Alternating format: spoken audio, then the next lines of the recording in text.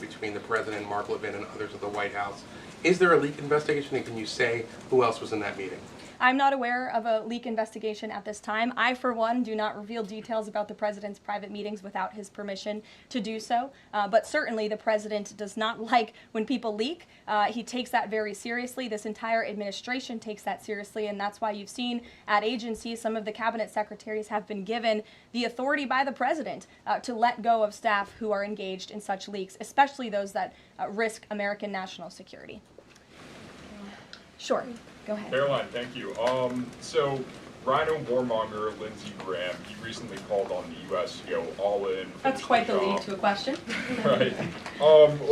What's your message to everyday Trump supporters? Not the Tucker Carlsons or other big names, but everyday Trump supporters, grassroots who voted for President Trump to stop the wars, rejected this in the primary, going into another war with voting against Nikki Haley, and they want to see non-U.S. involvement in this war. What's your message? Trust in President Trump.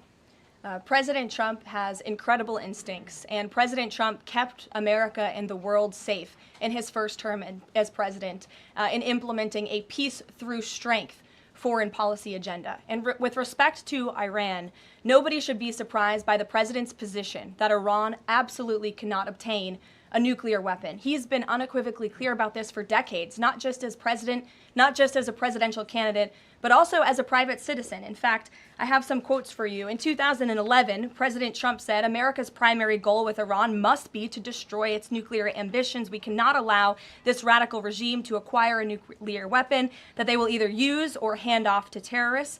In 2015, the president said, "The problem is that Iran poses an existential threat to Israel, our Middle Eastern allies, and the United States." And of course, the president has repeated that in his first term as president and his second term as president as well. That's why he was adamantly opposed to the disastrous Iranian nuclear agreement that was implemented by President Obama. And it's why he has given great latitude and given a lot of effort to achieving a diplomatic solution. But he's been very clear. Iran went for 60 days when he gave them that 60-day warning without coming to the table. On day 61, Israel took action against Iran. And as I just told you from the president directly, he will make a decision within 2 weeks.